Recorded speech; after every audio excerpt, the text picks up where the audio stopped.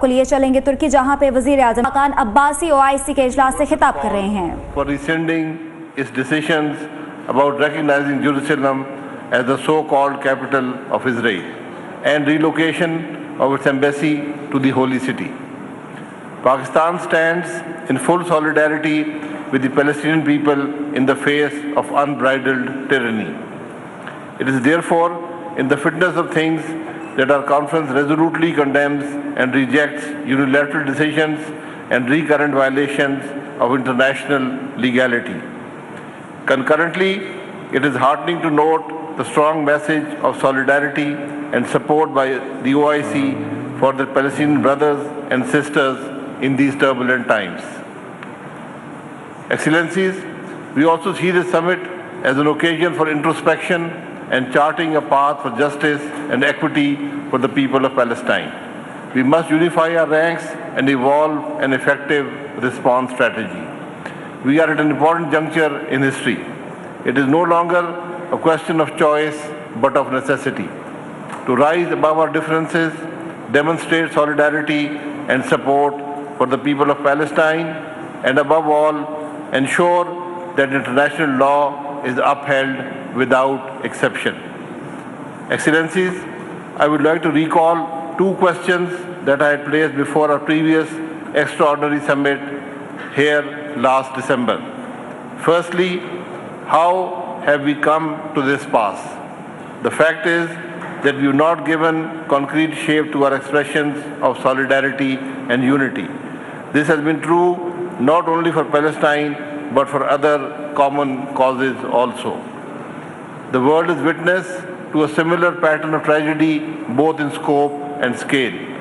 For 7 decades, the people of Jammu and Kashmir have been subjected to illegal Indian occupation and blatant violation of the fundamental rights, including the right to self-determination. As in the case of Palestine, the UN Security Council resolutions continue to be defied and the just struggle for freedom conveniently branded as terrorism. Without rectifying our political, economic, communication, and technological weaknesses, we will not be able to mount a sustained defense of our brethren, whether in Palestine or Kashmir. The second key question is what should be our response? Should we accept defiance of international law and the reign of state terrorism as fait accompli? It is clear that only a demonstration of rage will not be sufficient to alter the status quo. Our response should therefore be multi-pronged and well considered. On the one hand, it is essential to reaffirm and renew our full solidarity and unity among and between our countries and people.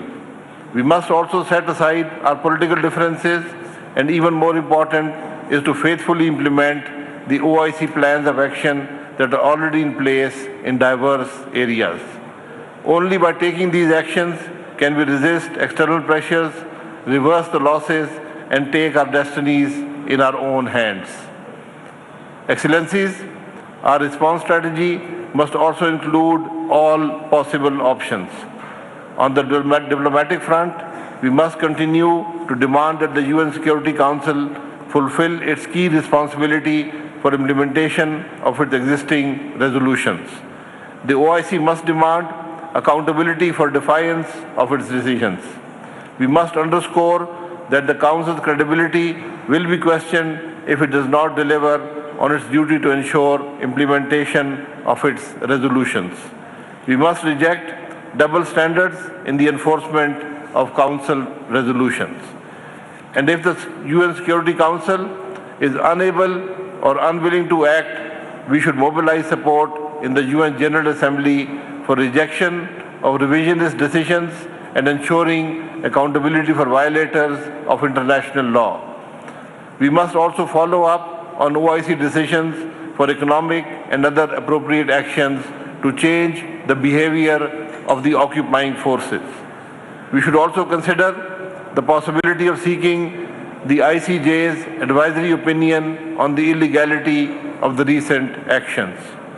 We need to reach out to other states and groupings to sustain support for the just cause of the Palestinians.